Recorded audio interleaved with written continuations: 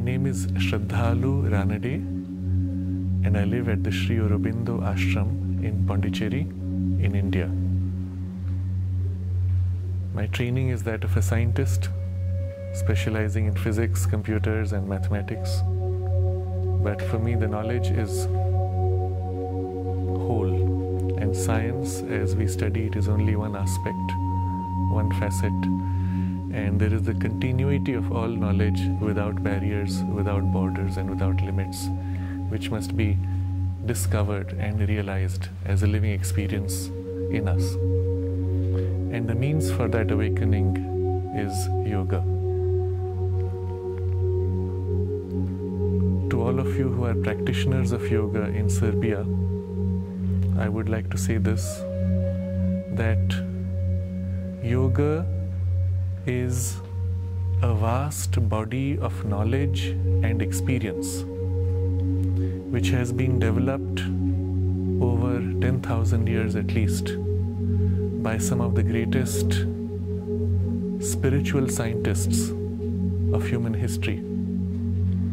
And this body of knowledge and experience has been developed, perfected, and articulated in a way that it can be communicated to everybody in the world in a manner that inspires and gives you a practical step-by-step process by which each one of us can experience what they realized. It is therefore a science because it can be objectively experienced, transmitted, practiced and verified by each one of us. It is not something which is a belief system. It is not something you take on as a faith without being able to validate it. By the practice of these steps and these processes, you can verify that it leads to the same experience that they had. And the experience that they had was the realization that this whole world is a manifestation, a becoming many of one consciousness. And that one consciousness is described in its highest experience as Sat, Chit, Ananda. Sat because it is sheer existence, one indivisible existence, because it transcends space and time. It is that from which the Big Bang comes. And therefore, Big Bang creates space and time, and that which is before Big Bang transcends space and time. If it transcends space, it is one, indivisible. It is not one which you can split into two. It cannot be split. It is one essential. Because it transcends time, it is eternal and it is causeless. It has no beginning, it has no end. It is not caused by anything else. It is the source of all things. So one sheer existence which is Sat, the only thing which exists which is true. But that existence is not blank, it is utterly conscious of itself. And it can know itself in an infinity of ways without ever being different.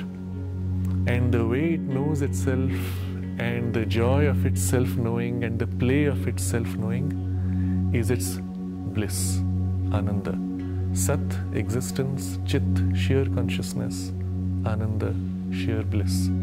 And the bliss is not a flat monotone. It is infinitely diverse. It knows itself infinitely and in infinite variations, although it is always one. And that is why the universe which is born of that bliss is always new. Nothing ever repeats itself. Nothing is ever the same. And yet every possibility is played out, because all possibility is His play of freedom. This is the origin of the universe as experienced by the greatest rishis, spiritual scientists of history. Not only they experienced and realized this consciousness and lived in it, but they gave us a way by which we can all realize it and attain it in our lifetime. And that means is what we call yoga. But the body of knowledge of yoga is vast and multifaceted.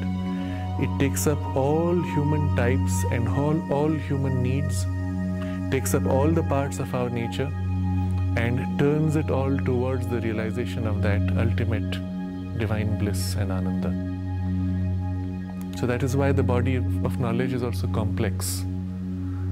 And according to our temperament, we have a different starting point, we have a variation in the way, a different emphasis, different sequences sometimes of experiences, different types of difficulties.